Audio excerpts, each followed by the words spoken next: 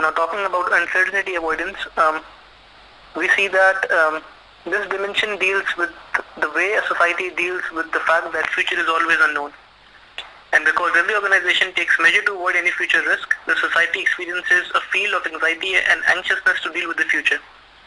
Now, Japan is ranked at 92 according to the Hofstede's cultural dimension, which makes it one of the most uncertain avoiding countries in the world. Japan is continuously threatened by natural disasters from the likes of earthquakes and tsunamis to volcanic eruptions. And under these circumstances, Japan has learned to prepare themselves for any uncertain situation.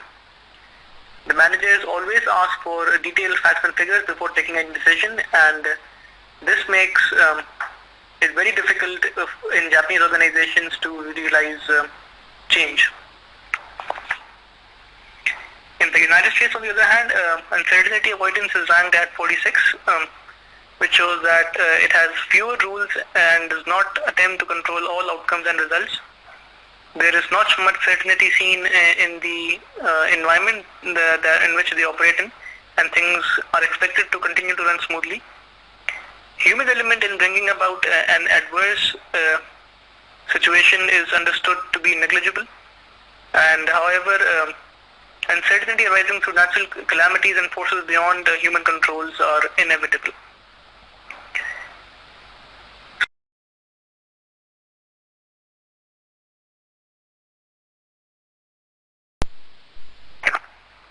While comparing Hofstede's cultural dimensions of masculinity versus femininity for Japan and the United States, we find that Japan is ranked at 95 on the masculinity index, which makes it a highly male-dominated society.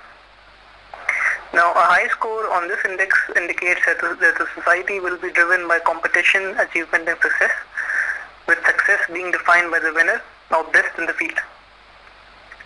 Also, because of a highly male-dominated society, it is very hard for Japanese women to climb up to corporate ladders in Japan with the masculine norm of hard and long working hours. So it becomes very difficult for females to cope up with this long and hectic schedule. For the United States, on the other hand, it is ranked at 62. This shows that the US is a male-dominated society with males comprising of a larger proportion in the United States workforce. However, the ratio of women in the workforce is not as low as that seen in Japan. The female population of the US strives hard to step up to the challenge to prove to be equal to men. And in many organizations, we can see female employees leading several male employees. The US condemns gender biasness in employment, and hence the male to female gap in the ratio of workforce is slowly closing in.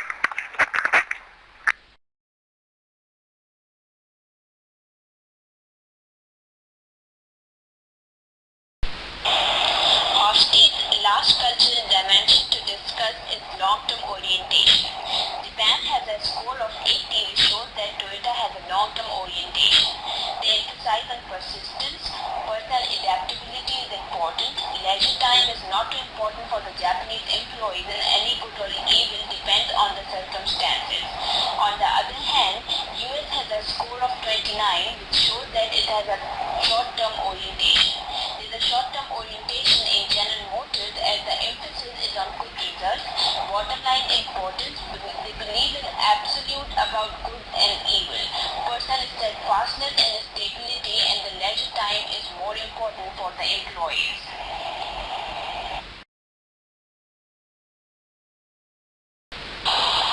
We will now discuss an example that distinguishes between the American and the Japanese culture. There are two teams, one from America and one from Japan.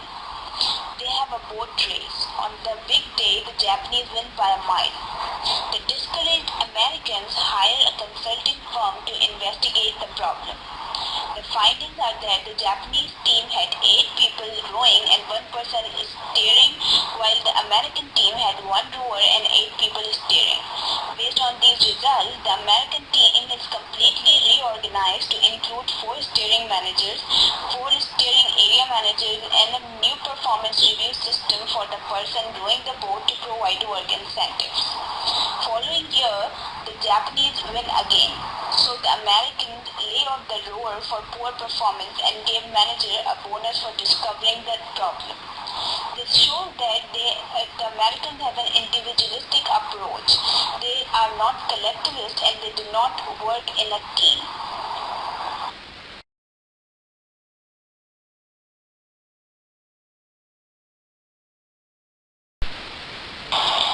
Through this comparative study of General Motors and Toyota, we have concluded that both cultures, although very distinct, make up for a successful management culture for the organization to develop.